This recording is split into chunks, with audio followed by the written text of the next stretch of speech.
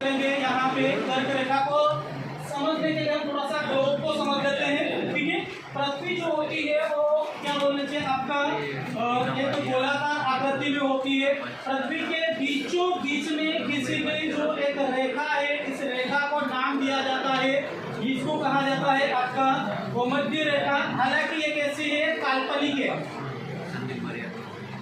कैसी है, काल्पनिक रेखाएं हैं। भूमध्य रेखा, अक्षांश रेखा, इन सभी के बारे में बात करोगे। कैसे कल्पना की गई है किसी भूगोल नेताओं के द्वारा, वास्तविकता ऐसा ढूंढने मत चले जाना कुछ जल जाके कि सर ने यहाँ पे कर्क रेखा बताई थी, कहाँ मिली मिली, ऐसा नहीं होगा। हाँ, ऐसा कहीं नहीं मिले, ये कल्पना की गई, ऐसा हुआ होगा, है ना। काल्पनिक रेखा खींची गई है, उसकी उत्तरी की ओर किसी की रेखाओं को कहा जाता है उत्तरी अक्षांश, और दक्षिण की ओर किसी की रेखा को कहा जाता है दक्षिणी अक्षांश। हमारा जो भारत शुरू होता है वो 6.4 डिग्री उत्तरी अक्षांश पिगमिलियन पॉइंट है। पिगमिलियन पॉइंट जो अंडमान निकोबार द्वीप समूह है वहां से है, और वास्तविक जो भूमि है वो शुरू होती है कन्याकुमारी से।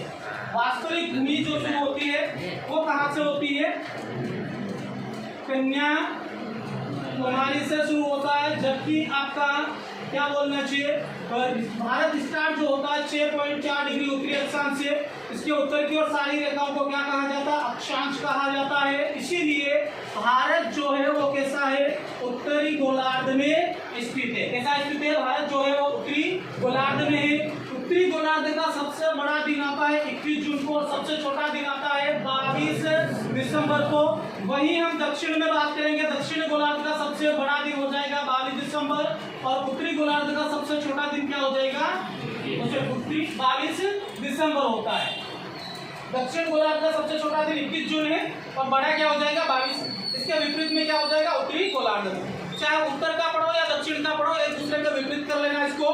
ठीक है, इस अक्षांश रेखा के 23.5 डिग्री किसी की अक्षांश रेखा को कहा जाता है कर्क रेखा। 23.5 डिग्री उत्तर की ओर किसी की रेखा को क्या कहा जाता है, कर्क रेखा कहा जाता है। और कर्क रेखा के बारे में बात करते हैं, जिसमें माही नदी जो है वो कर्क रेखा को 2 बार काटती है। माही नदी है कर्क रेखा को 2 बार काटती है। विशेष करके याद रखना है आपको, एक तो समापन के समय, और दूसरा क्या हो जाएगा जब ये रतलाम से होकर गुजरती है उस समय भी इसे काटती है। और जो मध्य प्रदेश का मालवा है, ये मालवा के मध्य होकर गुजरती है कर्क रेखा। तो ये प्रश्न पूछा जा सकता है आपको, मध्य प्रदेश के किस भौगोलिक भाग को कर्क रेखा मध्य से होकर गुजरती है, तो वो किससे हो जाएगी, मालवा हो जाएगी। और मध्य प्रदेश के टोटल 14 जिलों से होकर गुजरती है कर्क रेखा।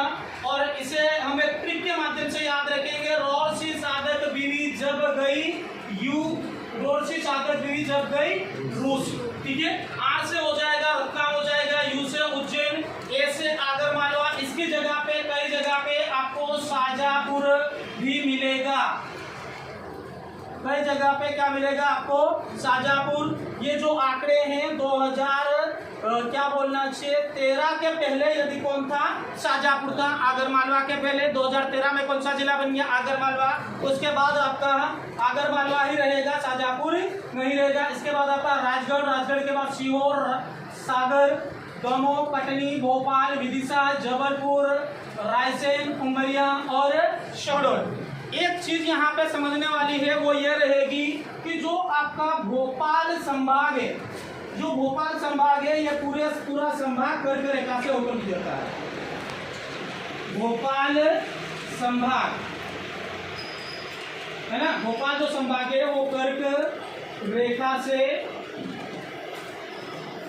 कर्क रेखा भोपाल संभाग से होकर गुजरती है। पूरे संभाग के बारे में बात करेंगे तो पूरे पांचों जिले जो है भोपाल संभाग के वो किस में आते हैं, आपके कर्क रेखा से होकर गुजरते हुआ जाएगा। भोपाल, रायसेन, सीहोर, विदिशा, ये सारे है ना 5 जिले।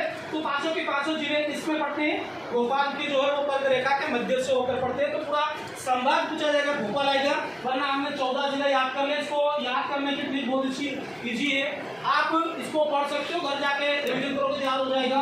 रोरसी साधक बीवी जब गई रूस। ठीक है, रतलाम, उज्जैन, आगरमालवा के स्थान पर शाजापुर आ सकता है। राजगढ़, सीहोर, सागर, दमोह, कटनी, भोपाल, विदिशा, जबलपुर, रायसेन, उमरिया और शहडोल। इसके अलावा 2-3 फैक्ट मैंने और भी पढ़ाए हैं आप लोगों को यहाँ पे। वो हो जाएंगे।